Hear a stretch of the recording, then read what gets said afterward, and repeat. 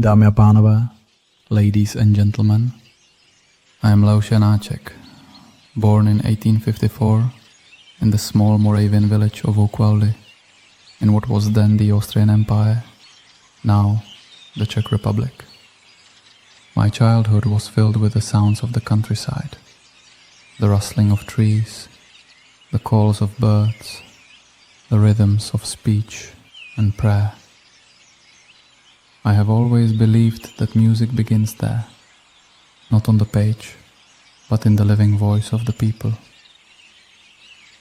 I studied first in Brno, then in Prague, Leipzig and Vienna, but no matter how far I traveled, I remained a Moravian at heart. My soul was shaped by the folk songs and speech patterns of my land, their vitality, their honesty, their unexpected turns. I did not imitate the songs of my people. I listened to them, to the melody hidden in every spoken phrase, and that became my language. For many years my path was difficult. I was a teacher, an organist, a choir director, everything but a celebrated composer.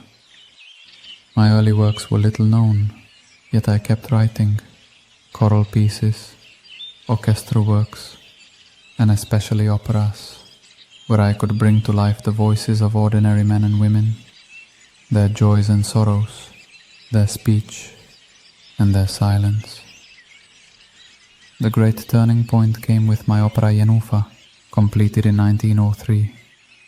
For 10 years it lay unperformed, until Karel Kovařovič finally staged it at the National Theatre in Prague. Its success changed my life. People began to see what I had long felt, that truth in music lies in the pulse of human speech, not in polished formulas. I admired many composers, Dvořák, whose generosity opened doors for us younger Czechs, Smetana, who showed that national spirit could live in symphonic form, and Debussy, whose colors and harmonies I found as fresh as a Moravian dawn. Yet I walked my own path.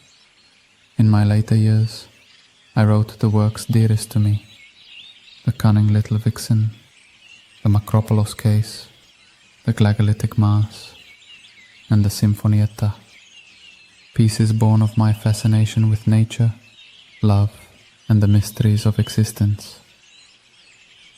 I died in 1928 in Ostrava after a brief illness, not far from the forests where I had played as a child.